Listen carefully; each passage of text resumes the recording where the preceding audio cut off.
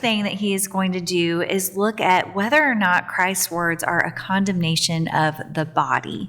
And what John Paul II is going to do is take a closer look at Manichaeism. Just to kind of review, basically it's a belief that really all matter is evil, and only the spiritual is good. And there's some who really interpreted Christ's words as a condemnation of the body whenever he talked about like getting rid of anything that causes you to sin, like the passage that talks about, tear out your eye or cut off your hand, or even those who look to desire might make you think like, oh, then that must mean like something about our body and the way that we are using our body is bad.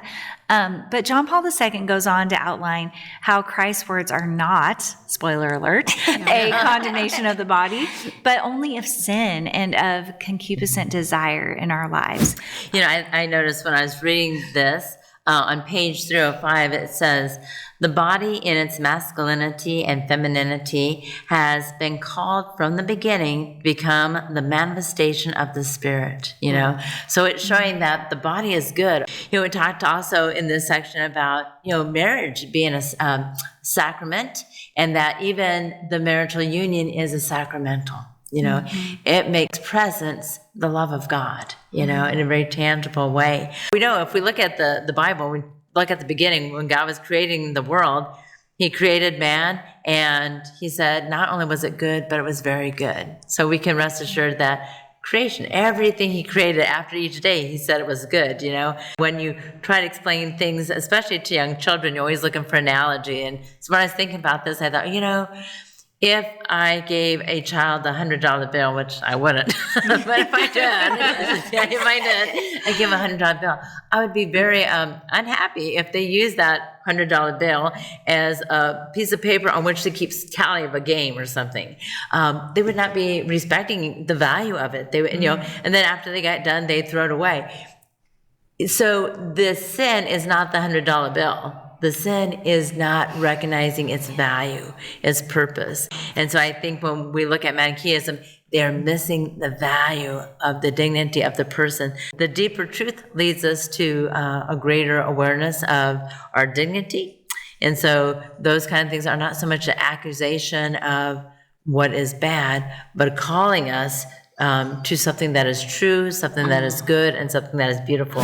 I do see it all over in our culture that it insufficiently appreciates or fails to appreciate altogether the greatness of what God has put together, and how it's in our society, even almost subtly devalued.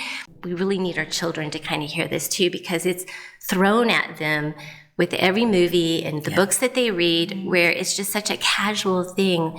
You really like someone, and then suddenly in the movies you're laying down together, and they're missing the point of it's a renewal of the marriage covenant, that bond that you have, that God's calling you together in a very special way. And there's a consequence to that. There's a consequence to doing it wrongly, and a real great divine thing that happens when you do it correctly. So I encourage the conversation. Well, first of all, when I hear Manichaeism, I just say, body bad, spirit good. That's what we've been trained. That's a quick way. And every time I see the word, I have to say that in my head. But we cannot blame our body. Our body is not the thing that makes us sin, right? It's our lustful thoughts that then lead to actions that are sinful. So we have control over this because we are not animals. We are not just victim to our instincts, and we can't, help what comes out of us because that's just the way we are. And so, I think there is just this higher call that there is like a true evil to battle, and it's not our body. And I think the lie that we are continually told is that that's just the way I am. I'm always going to struggle with this. John Paul II is calling us to this ongoing transformation of those deep impulses of the heart. So he's saying, you better recognize them because pushing them down is not going to make them go away, but there is hope that you can overcome those. Every human being is crying out to be seen and loved.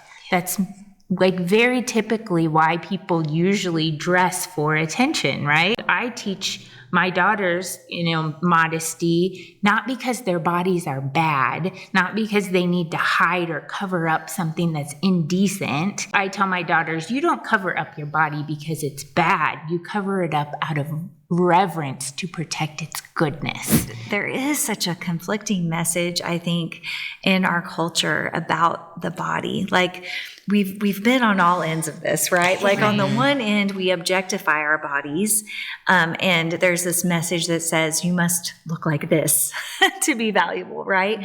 But then now I feel like we've almost like gone to this other thing where we're like, well, but your body isn't really you, and so you really shouldn't worry that much about it. In either case, it's sort of this separation of the body and the soul, right? The body and the spirit. Whereas, Christ's view, of course, is that both are like essential, and that is who we are. I have struggled in my life with body image, and it's because of what's out there that is held up as like the standard, which is often impossible because it's not actually real. There's still a lot of healing for me that needs to be done in this area, and a lot of, just healing my vision. And the bottom line, really, what John Paul II kind of comes to at the end of this whole thing is that if we separate our femininity and our masculinity from the spousal meaning of the body, which is to be a gift, to be in communion, we're not going to see ourselves in the right way if we base it on any of these things that we're seeing in the world. We have to honor our bodies and take care of our bodies so that we can be a gift to other people.